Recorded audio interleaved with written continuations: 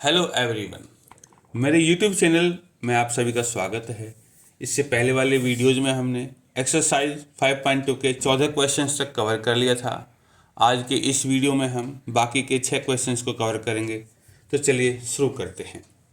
देखो इसमें लिखा है question number 15, for what value of n, कि n की किस वैल्यू के लिए are the nth term of 2 APs, कि 2 AP हैं, एक है ये और एक है ये, दोनों की nth टर्म बराबर है, किस वैल्यू के लिए बराबर है। तो चलिए शुरू करते हैं। तो AP नंबर 1 ये है 63, 65, 67 इस तरीके से। AP नंबर 2 है 3, 10, 17 इस तरीके से। तो बच्चों इसमें A है 63 और D है 65 माइनस 63 हो जाएगा 2। इसमें जो A होगा वो है 3 और D होगा इस AP में 10 माइनस 3 हो जाएगा 7। तो let AN of AP1 equal to AN of AP2। तो ठीक है, तो इसका AN निकाल लेते हैं। AN क्या होगा AP1 का? A प्लस में N माइनस 1 D। तो क्या हो जाएगा? A की जगह हो जाएगा 63 प्लस में N माइनस 1 और D की जगह हो जाएगा 2। तो हो जाएगा 63 प्लस में 2N माइनस 2। यहाँ से 63 माइनस 2 हो जाएगा 61 प्लस में 2N। इसका AN निकल गया। इसका AN निकाल लेते हैं हम। AN क्या होगा? A प्लस में N माइनस 1 D। तो A तो यहाँ 3 है प्लस में N माइनस 1 और D की जगह 7 है। सो 3 प्लस में 7 से इसमें 7N माइनस 7 और 7N 3 माइनस 7 माइनस 4। तो बच्चों ये दोनों AN nth टर्म दोनों बराबर हैं। सो अकॉर्डिंग टू क्वेश्चन में क्या होगा? 61 प्लस में 2N बराबर हो जाएगा 7N माइनस 4। तो 7N को इधर ले आता हूँ तो 2N माइनस 7N। यहाँ है माइनस 4, 61 भी उधर चला जाएगा, माइनस का हो जाएगा। यहाँ से माइनस 5N हो जाएगा और ये हो जाएंगे माइनस का 65, माइनस से माइनस कट जाएगा। सो N बराबर 65 और 5 अपॉन में आ जाएगा 13। सो N बराबर 13, मतलब 13th term of AP number 1 and 13th term of AP number 2 are equal. तो चलिए ये क्वेश्चन कंप्लीट हो गया।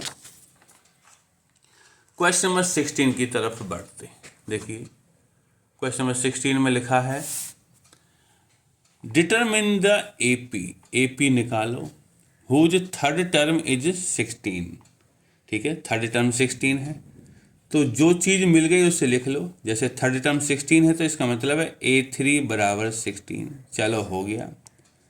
And seventh term exceed the fifth term, कि A7 एक्सीड मतलब फालतू है, A5 से 12 ज़्यादा है। ठीक है, ये भी लिख लिया।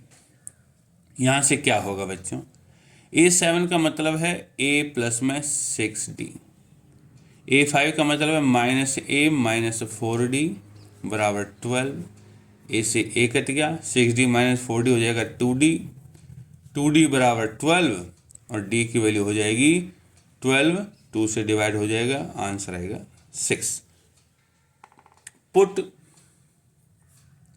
D बराबर 6 इन A3 बराबर 16। देखो A3 बराबर 16 का मतलब है A प्लस 2D बराबर 16।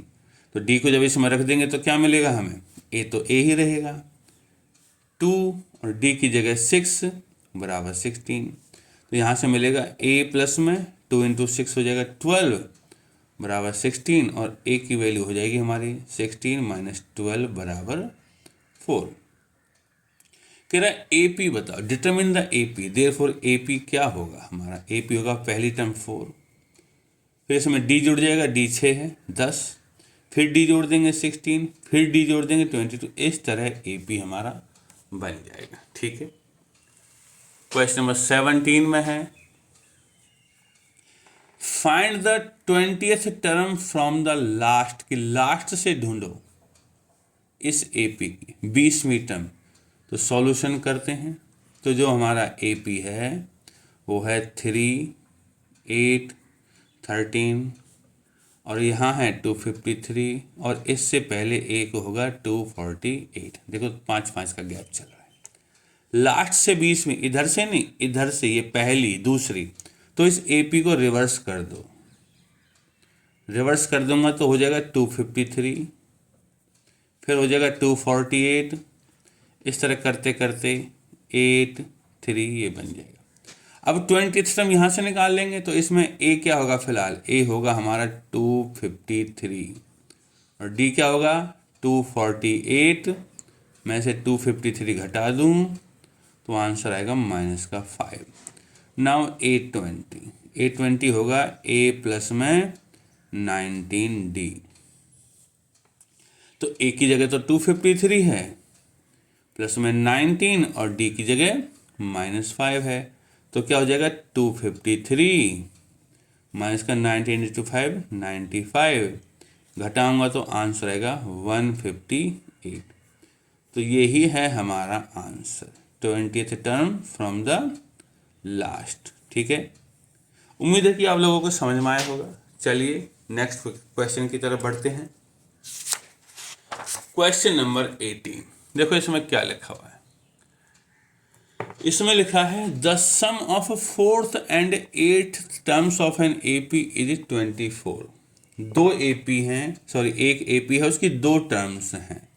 कौन कौन सी, 4th and 8th। तो इसमें क्या होगा A4 प्लस में A8, दोनों का सम 24 है। चलिए, and the sum of 6th and 10th, मतलब कि A6 प्लस में A10, इनका सम 44। चलो हो गया। अब सॉल्व करना, find the first 3 terms, 3 terms निकालनी पहले। तो A4 इसका मतलब है A प्लस में 3D, A8 A प्लस में 7D, ये हो गया हमारा 24। A प्लस A हो गया 2A, 2A प्लस में 3D 7D हो गया 10D, ये हो गया हमारा 24। 2 कॉमन ले लेते हैं तो A प्लस में 5D बराबर 24 और A प्लस में 5D बराबर 24। 2 से डिवाइड कर देते हैं, आएगा 12। तो ये हमारी एक इक्वेशन बन जाती है A प्लस 5D बराबर 12। इसको मैं मार्क इट एज नंबर 1, पहला लिख लेते हैं। अब देखो हमारा ये था A6 प्लस में A10, इसका मतलब है A प्लस में 5D और A10 का मतलब है A प्लस में 9D बराबर 44। A और A हो गया 2A, बिल्कुल सेम प्रोसेस है दोनों में। 5D और 9D हो गया 14D 44। 2 कॉमन ले लिया, A प्लस में 7D बराबर 44 और A प्लस में 7D 2 से डिवाइड कर देंगे इसको तो 44/2 और A प्लस में 7D हो गया हमारा 22। ये हो गई हमारी इक्वेशन नंबर 2। तो 2 - 1 सबट्रैक्ट कर लेते हैं बच्चे। 2 - 1 तो 2 क्या है हमारी, A प्लस 7D बराबर 22 और इसमें से 1 माइनस कर लेते हैं। 1 है हमारी ये रही, A प्लस में 5D बराबर 12। जब माइनस करेंगे तो माइनस का साइन लग जाएगा, यहाँ ले देता हूँ सबट्रैक्ट, ये माइनस का ये माइनस का, इसको काटेंगे। 7D माइनस 5D हो गया 2D, 2D बराबर 22 माइनस 12 हो गया 10 और यहाँ से आया D बराबर 5। ठीक है, नाउ पुट D बराबर 5 इन 1 में रख लो। 1 ये है देखो हमारी A प्लस 5D, तो A ही रहेगा, 5 और D की जगह 5 हो गया बराबर 12।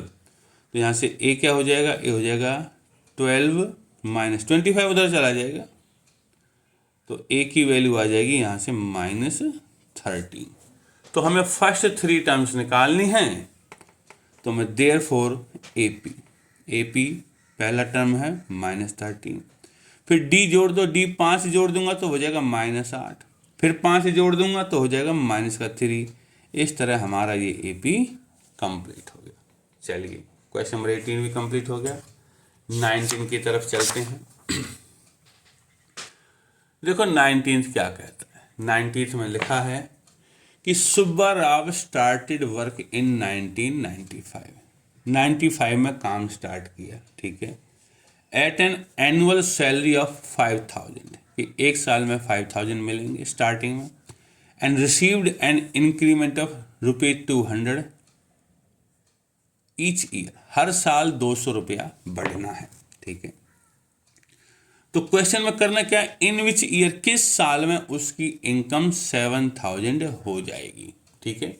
तो देखो इसमें हो जाएगा AP जो हमारा बनेगा, पहले साल में हमारे 5000 थी, ठीक है, फिर 200 रुपया से बढ़ी 5200, और ऐसे करते करते ये 7000 हुई होगी। हमें देखना है ये कितने हैं, एक्चुअली हमें n निकालना है, ठीक है। तो इसमें A क्या है बच्चों, A है 5000, D क्या है, इसमें से घटा देंगे तो 200 आएगा, और AN लास्ट वाला जो 7000 सैलरी हमारी बन गई, ठीक है। तो n निकालना है कितने हैं, n का फॉर्मूला वही है हमारा AN माइनस A अपॉन में D प्लस में 1। तो AN है 7000 माइनस A 5000 अपॉन में D 200 प्लस में 1। तो बच्चों A कितना आएगा, N कितना आएगा, 7000 से 5000 गए तो 2000 अपॉन में 200 प्लस में 1, इससे 10 बार कट जाएगा, 10 प्लस में 1, तो N बराबर 11। मतलब कि 11वें साल में, मतलब ये 11वां हुआ तो 11वें साल में जाके पहुंचेगा। देयरफॉर रिक्वायर्ड आंसर क्या होगा हमारा,